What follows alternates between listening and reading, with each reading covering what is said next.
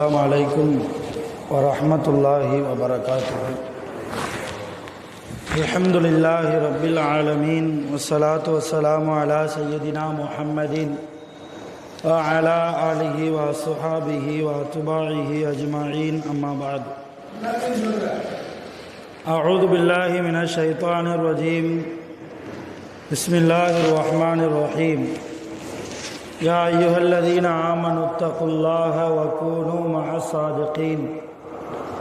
وقال نبينا محمد رسول الله صلى الله عليه وسلم إنما الأعمال بالنيات أو كما قال عليه الصلاة والتسليم.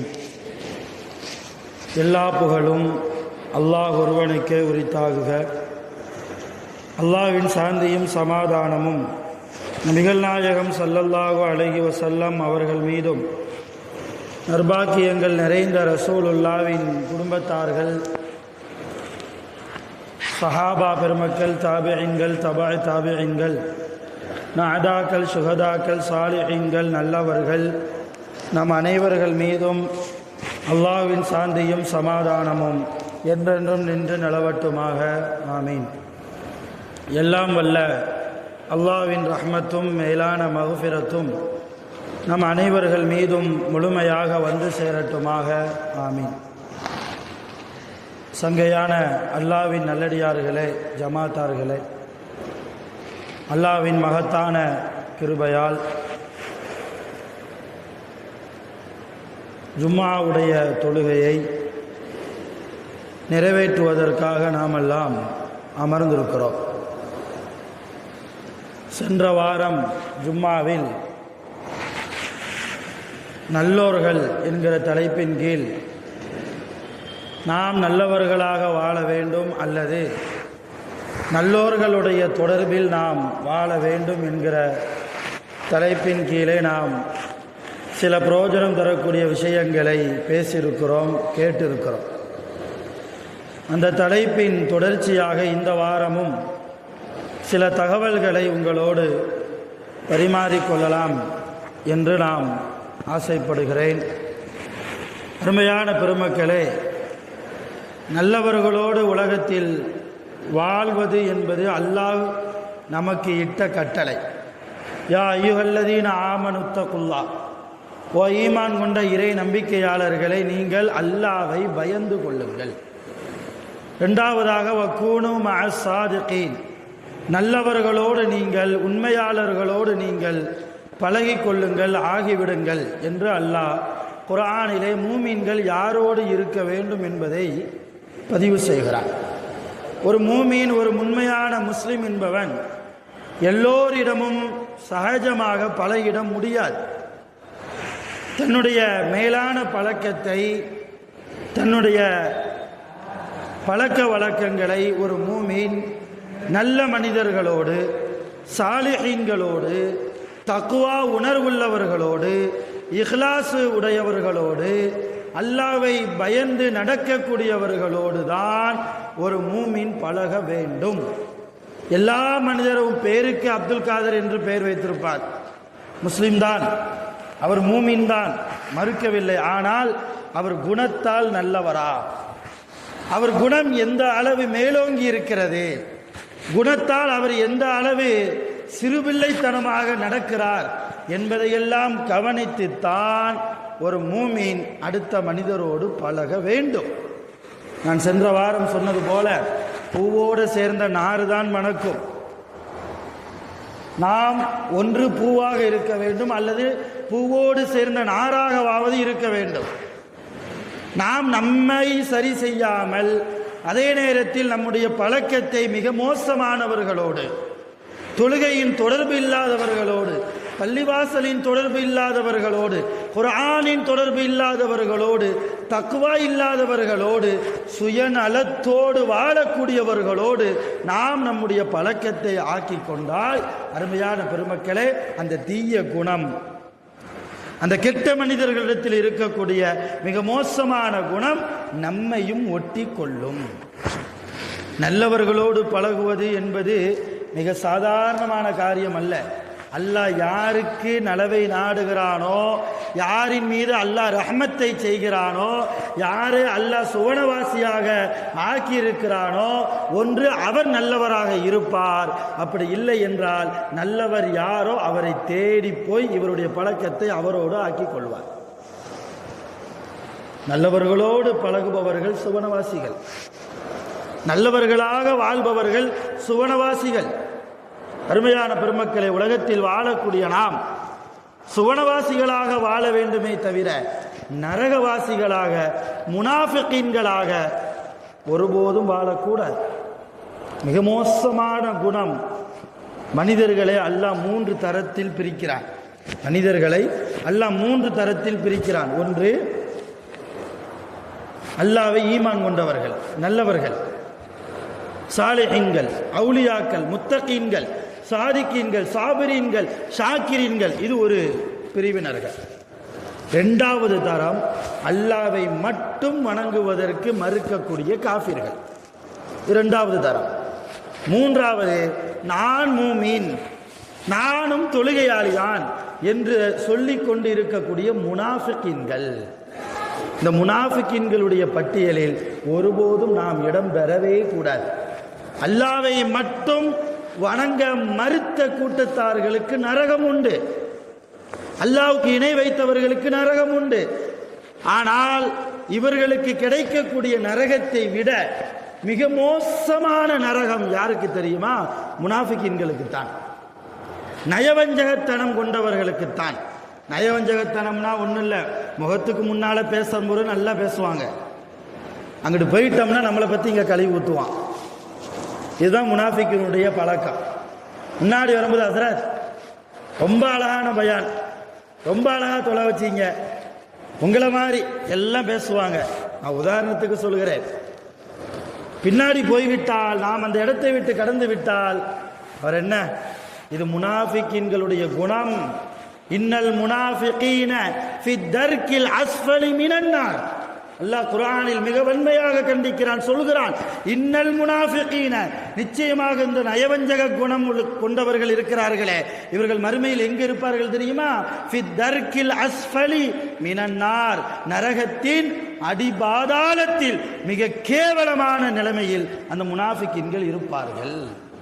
அருமையான பெருமக்களே, ஒன்று நாம் மூமினாக இருக்கணும், நல்ல முஸ்லீமா இருக்கணும், நல்ல தக்வா குணம் கொண்டவர்களாக இருக்கணும், இஹ்லாஸ் உடையவர்களாக நாம் இருக்கணும். அப்படி இல்லையா காஃபிரா போயிடணும். இல்லையா, அல்லாஹ்வை மட்டும் வணங்க மாட்டேன், அல்லாஹ்வோடு சேர்ந்து வேற சில வஸ்துக்களையும் நான் வணங்கிக் கொள்வேன், அப்படியாவது போயிடணும். முனாஃபிகீன்களாக ஒருபோதும் எந்த ஒரு மனிதரும் உண்மையான மூமீன் இருப்பதற்கு ஆசைப்படக்கூடாது. அருமையான பெருமக்களை, நம்மை அறியாமலேயே சில முனாஃபிகீன்களுடைய குணம் நம்மிடத்தில் இருக்கிறது, ஒத்துக்கொண்டுதான் ஆக வேண்டும்.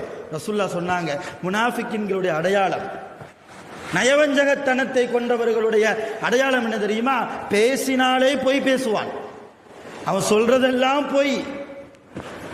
2வது, வாக்குறுதி கொடுத்தால் மோசடி செய்வான். வாக்குறுதி கொடுத்தால் மோசடி செய்வான். 3வது காரியம், முனாஃபிகீன்களுடைய 3வது தன்மை என்ன தெரியுமா?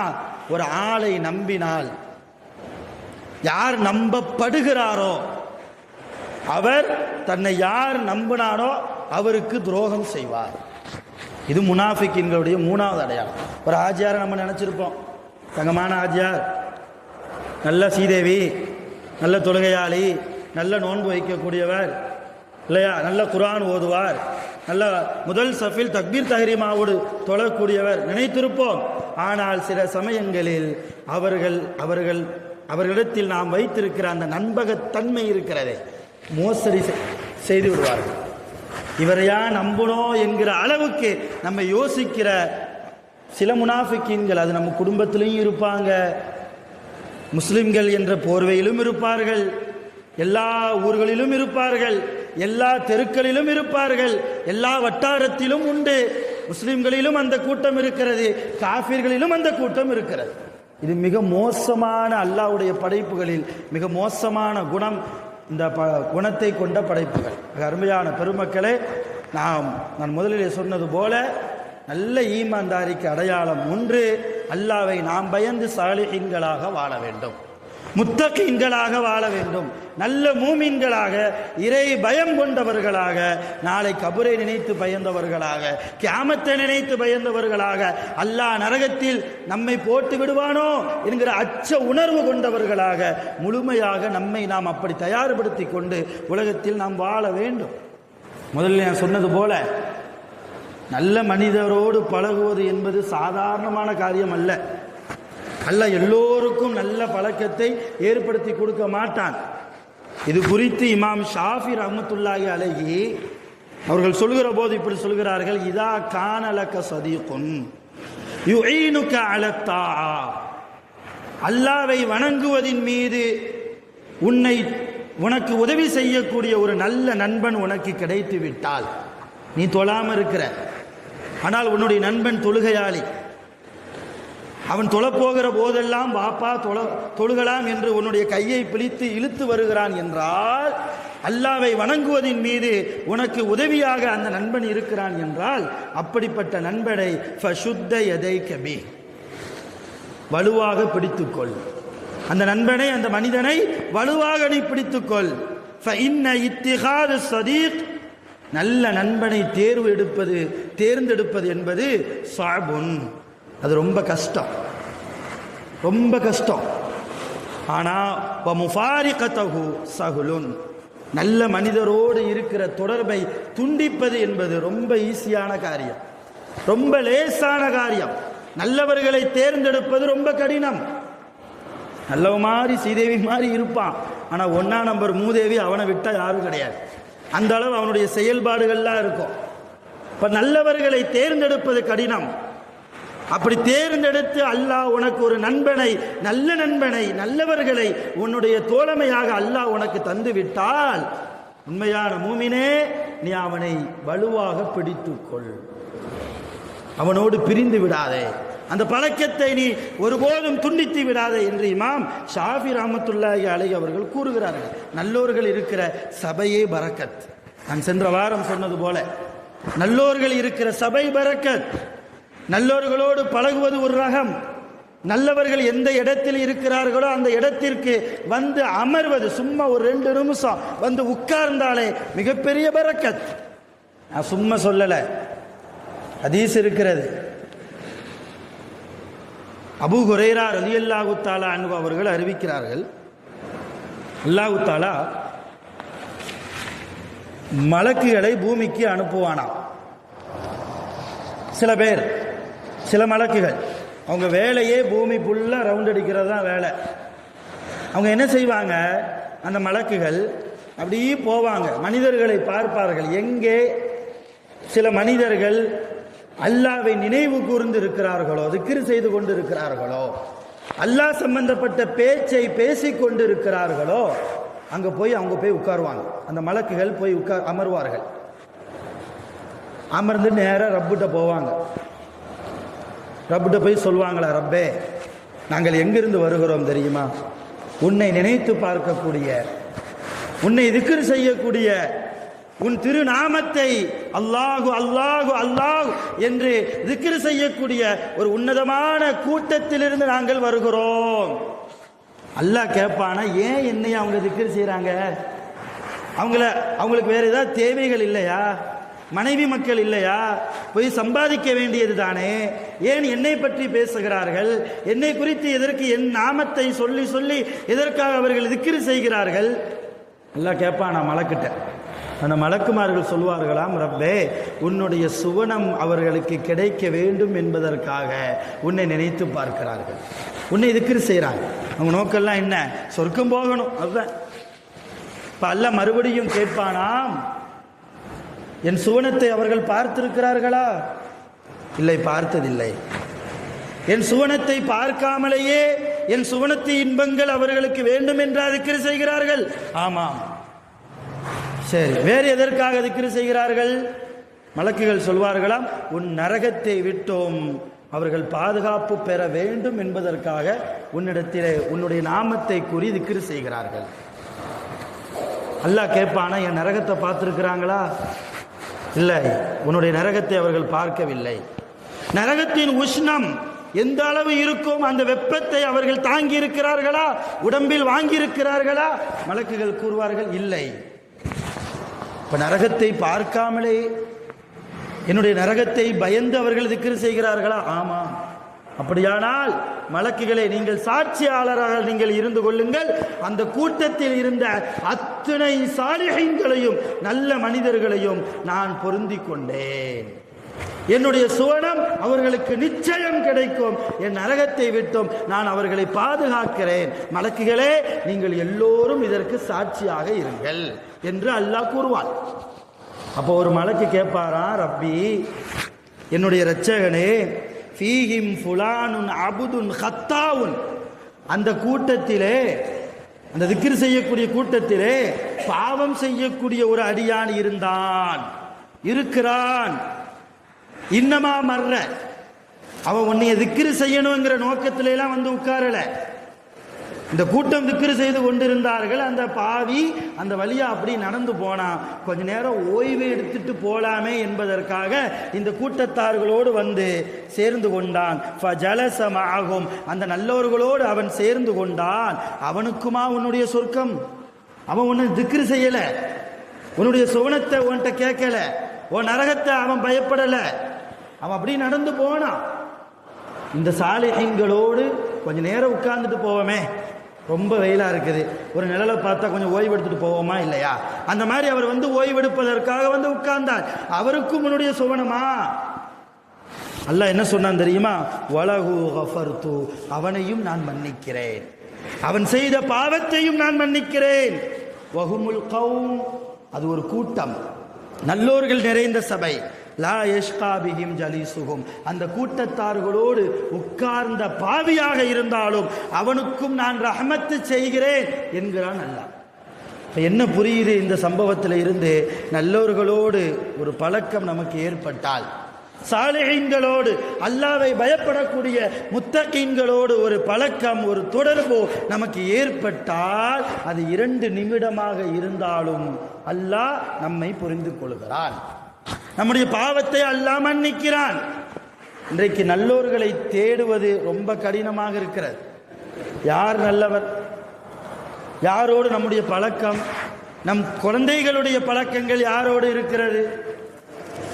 யாரை பார்த்தால் அல்லாஹ்வுடைய ஞாபகம் வருமோ, யாரை பார்த்தால் நரகத்தின் ஞாபகம் வருமோ, யாரை பார்த்தால் சுவனத்திற்கு போக வேண்டுமே என்கிற ஒரு ஆர்வம் பிறக்குமோ, அப்படிப்பட்ட மனிதர்களாக நாம் இருக்கிறோமா? கவலையோடு யோசிக்கணும். 60க்கும் 70க்கும் இடைப்பட்ட இந்த உலக வாழ்க்கை எதையும் கொண்டு போக போறதில்லை. கஃன் துணி கூட நமக்கு சொந்தமானது இல்லையே. கஃன் துணி கூட நமக்கு சொந்தமல்ல. ஏன்? பார்த்து பார்த்து ஆரோக்கியமாக இருக்க வேண்டும், எந்த நோயும் வந்துவிடக்கூடாது, என் உடம்பு ரொம்ப பெர்ஃபெக்டாக இருக்கணும் என்பதற்காக தேவையில்லாத உணவுகளை எல்லாம் தவிர்த்து, கொலஸ்ட்ரால்களை எல்லாம் தவிர்த்து, சுகர் பேஷண்டாக இருந்தால் கொஞ்சம் சீனி அதிகமாக போட்டால் உடம்புக்கு ஆபத்தாகி விடுமோ என்றெல்லாம் பார்த்து பார்த்து உருவாக்கி கொண்டிருக்கிற நம்முடைய உடம்பு கூட கபருக்குழிக்குள் நம்மை வைத்து விட்டால் சில மாதங்களுக்கு பின்னால் கரையானுக்கு சாப்பாடு இல்லையா? நம்ம உடம்பே நமக்கு சொந்தமில்லை. நல்ல பெயர் எடுத்திருப்போம் இல்லையா? நல்ல பெயர். அந்த நபருடைய பெயரை சொன்னாலே தெரியாதவங்க யாருமே இருக்க மாட்டாங்க. அப்துல் காதர் ஆஜியார தெரியுமா? ஒக்கூர்லன்னா எல்லாருக்கும் தெரியும். அந்த அளவு ரொம்ப பிரபலியமான பெயரை கொண்டவராக இருப்பார். அவர் இறந்து போயிட்டார்னா அவருக்கு பெயர் ஜனாசா, மையத்து தானே. அப்துல் காதரை எப்போ எடுப்பீங்க? கேட்க மாட்டாங்க. அப்துல் காதர் எத்தனை மணிக்கு அவரை நல்லடக்கம் செய்ய போறீங்க? மையத்தை எப்போ குளிப்பாட்ட போறீங்கன்னு தான் கேட்பாங்க. ஜனாசா எடுப்பதற்கு சந்தூக்கு போயாச்சான்னு தான் கேட்பாங்க. உலகத்தில் எவ்வளவோ பெரிய மாளிகைகளை நாம் கட்டுகிறோம் அன்பர்களே, அதுவெல்லாம் நமக்கு சொந்தமானதல்ல. நமக்குண்டான மாளிகை அது மாளிகையாக இருப்பதும் நரகத்தின் படுகுழியாக இருப்பதும் நாம் உலகத்தில் நாம் செய்யக்கூடிய நம்முடைய குணங்களை கொண்டு, நம்முடைய அமல்களை கொண்டுதான் அது தீர்மானிக்கப்படும். அந்த கபரு 6 அடி குழி தான் நம்முடைய மாளிகை. உலகத்தில் எவ்வளவு விலை உயர்ந்த வாகனங்களில் எல்லாமோ நாம் பயணம் செய்திருக்கலாம். கடைசியில் நாம் பயணம் செய்ய போவது எந்த வாகனம் தெரியுமா? அந்த சந்தூக்கு பெட்டி தான். அதில் ஏசி இருக்காது, குஷன் போட்ட பெட் இருக்காது, சீட் இருக்காது. என்ன செய்ய போகிறோம்? கபரில் ஏசியை மாட்டி வைக்க முடியுமா? எனக்கு அந்த பெட்டு வேணும், இந்த பெட்டு வேணும், தலகாணி வேணும், ஏதாவது கேட்க முடியுமா? புதுமா பிள்ளையை போன்று நாம் உறங்க வேண்டும் என்றால் அருமையானவர்களே, உலகத்தில் நல்லோர்களாக நாம் வாழ வேண்டும், அல்லது நல்லோர்களோடு பழக்கத்தை நாம் ஏற்படுத்தி கொள்ள வேண்டும்.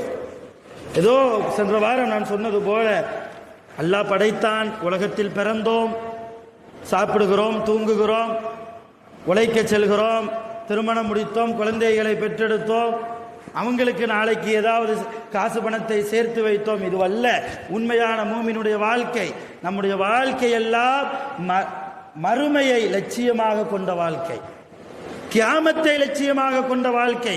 நிழலில்லாத அந்த நாளிலே அல்லாஹ்வுடைய அரிசின் நிழல் எனக்கு கிடைக்க வேண்டும் என்கிற லட்சியத்தை நோக்கி இருக்க வேண்டும் நம்முடைய பயணம். அருமையான பெருமக்கள், ஹதீசுகள் இப்படி ஏராளமாக இருக்கிறது. நல்லோர்களுடைய சகவாசம் இருக்கிறதே மிகப்பெரிய, அல்லாவே கிடைப்பான், அல்லாவே கிடைத்து விடுவான். நல்லோர்களோடு பழகக்கூடிய அந்த பழக்கத்தால் அல்லாவே கிடைத்து விடுவான். அல்லாஹ் கிடைத்து விட்டால் உலகத்தில் வேறு யார் நமக்கு வேண்டும்? இன்றைக்கு பாருங்க, சாதாரணமாக ஜும்மாவுடைய சட்டத்தில் மிக முக்கியமான சட்டம் என்ன தெரியுமா? இமாம் மிம்பரில் ஏறுவதற்கு முன்னால் உட்காரணும். இமாம் மிம்பர் படியில் ஏறி உட்காருவதற்கு முன்னால் உட்காரணும். இமாம் மிம்பர் படியில் கால் வைத்து ஏற ஆரம்பித்து விட்டால் அதற்கு பின்னால் ஜும்மாக்கு வர்றவங்களுடைய ஜும்மா கூடாது.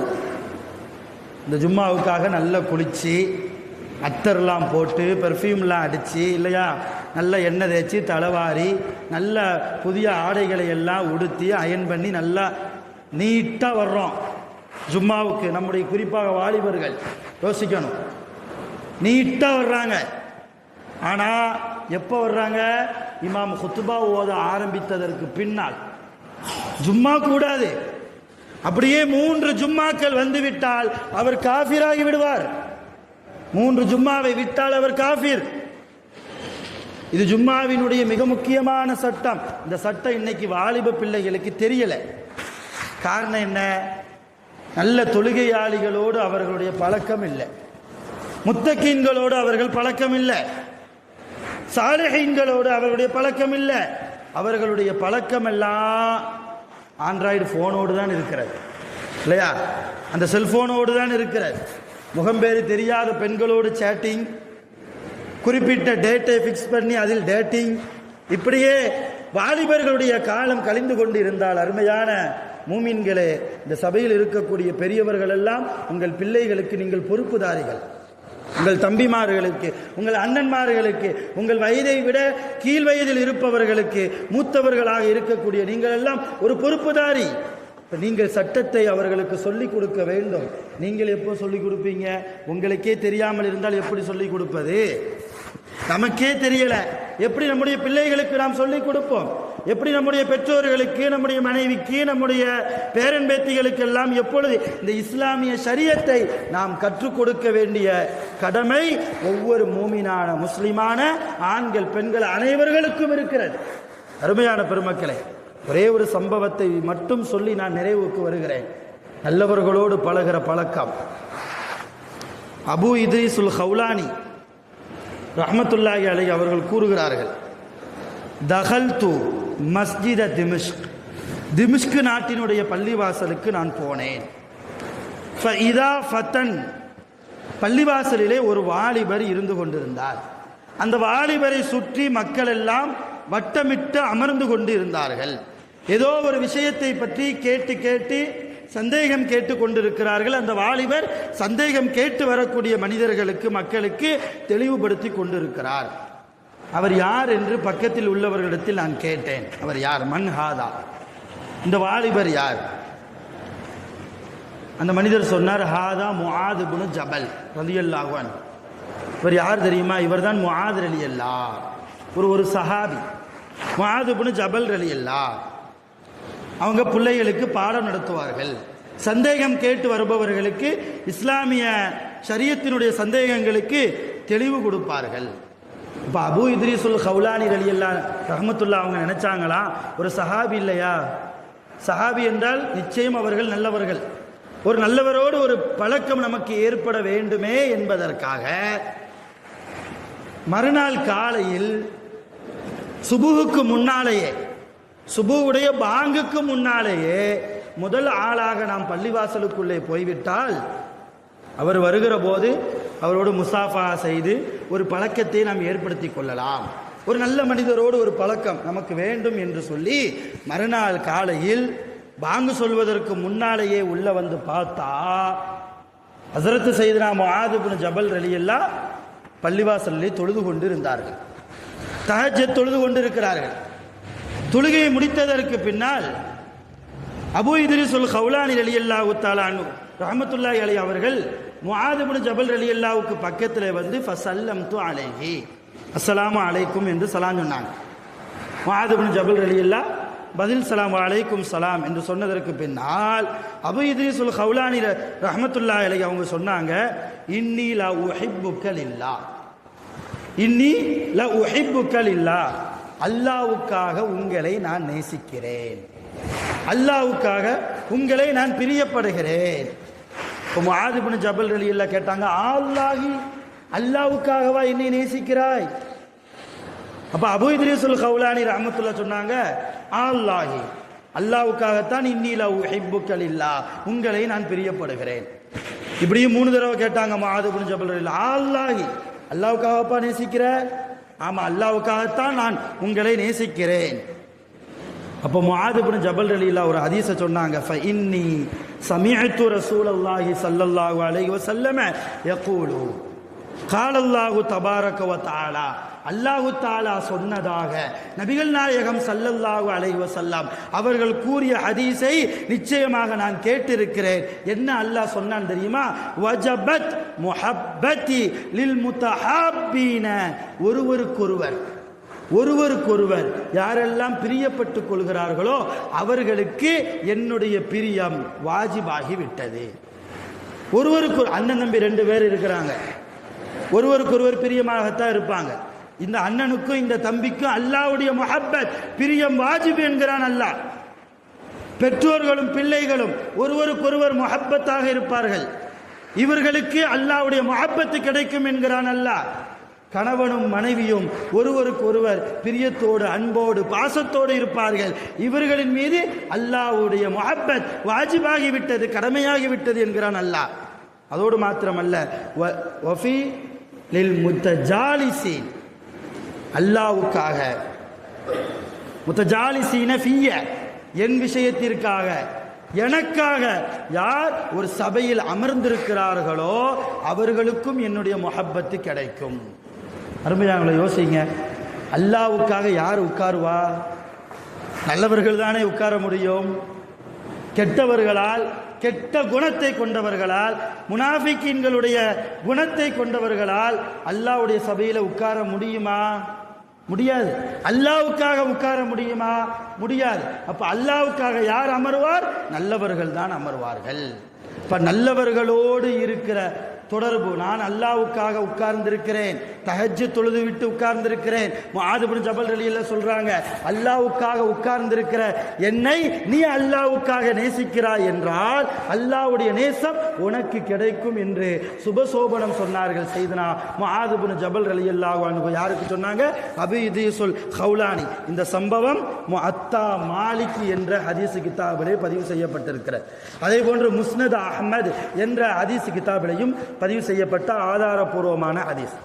அருமையான பெருமக்கள், இப்படி நல்லோர்களுடைய விஷயங்களை சொல்வதற்கு ஏராளம் இருக்கிறது.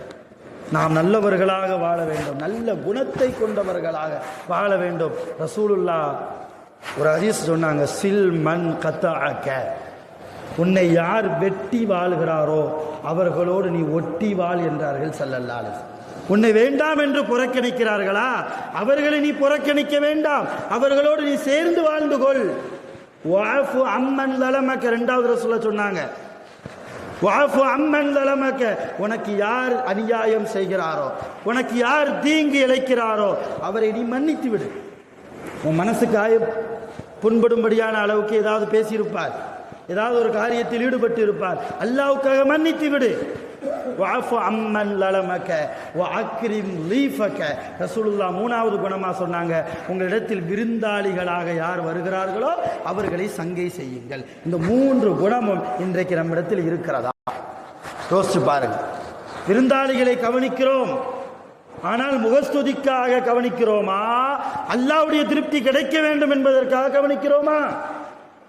நமக்கு அநியாயம் செய்தவர்களை மனப்பூர்வமாக நாம் மன்னிக்கிறோமா? நம்மை யாரெல்லாம் நம் உறவே வேண்டாம் என்று வெட்டி விட்டு வாழ்கிறார்களோ அவர்களோடு சேர்ந்து நாம் ஒட்டி வாழ்கிறோமா? இந்த ஹதீஸை என்றைக்கு நம்முடைய வாழ்க்கையில் நாம் நடைமுறைக்கு கொண்டு வர போகிறோம்? எதை கொண்டு போகிறோம்? அருமையான பெருமக்கள், அதனால் நிறைய யோசியுங்கள். அல்லாஹ் ஜல்லஷானஹு வ தஆலா நம் அனைவர்களுக்கும் ஷரியத்தின் வழியில் நின்று வாழ்வதற்கு அல்லாஹ் அருள் புரிவானாக.